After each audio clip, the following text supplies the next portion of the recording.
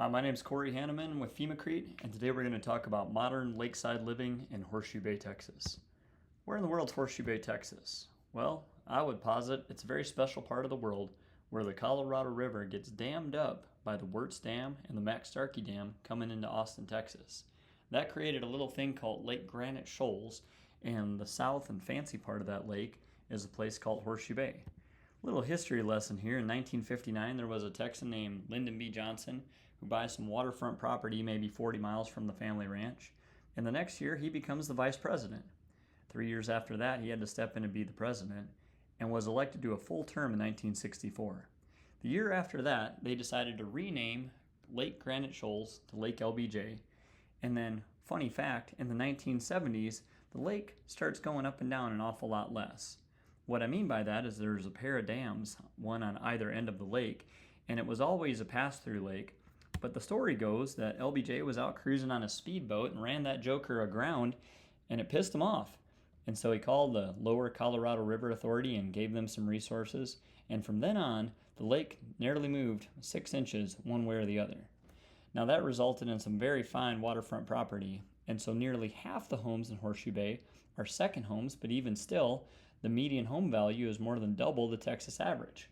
Bottom line is, if you can afford to live anywhere in the world and you like Texas, you very well might have a home in Horseshoe Bay. So there you're prone to find iconic NFL quarterbacks and coaches, actors that say, all right, U.S. secretaries of state, famous CEOs, all those guys have spots in Horseshoe Bay. Now, this finish is understated, and so it's taken a while to catch on there.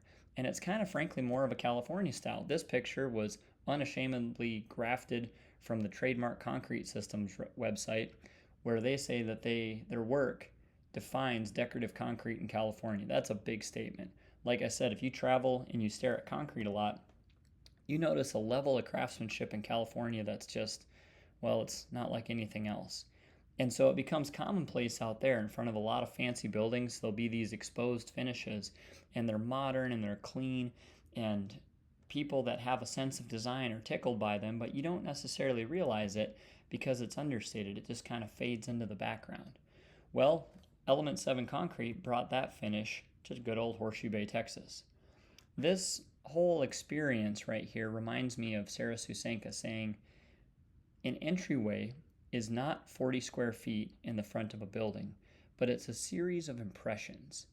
And having those impressions be understated and muted is something that is not as common out there as it is in California, but it does make a nice impression. Now again, in California it's commonplace. I took these 3 pictures right here at the dang old Hampton Inn in Long Beach. I was staying there and just wanted to capture what it looks like. And again, they're understated, but it's just the crisp lines. Now, the big fancy buildings in California, like the SoFi Stadium picture, again, off Trademark Concrete Systems website, they have these same exposed finishes, but then bringing that to a simple outdoor kitchen in Horseshoe Bay was kind of fun because it's the little things that make it.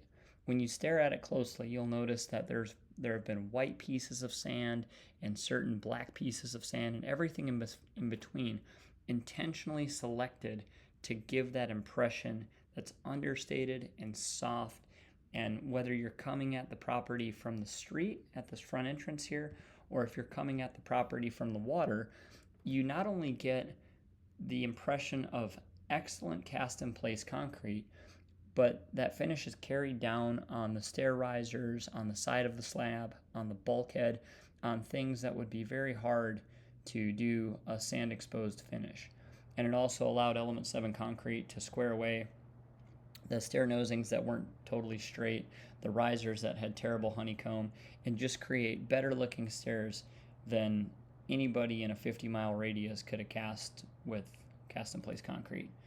And so again, the overall impact is one of simplicity and softness and modern look, and they kind of accented that with this grid design where they did a thin blade, terminating like brick joints cleanly, one cut into the other. So it's just very understated. And like I said, the look, on one hand, if you don't have a trained eye, might just look like old concrete. But if you look at things closely and you can appreciate the gradients of sand, That there is what makes FirmeCrete FEMA. Thanks for watching.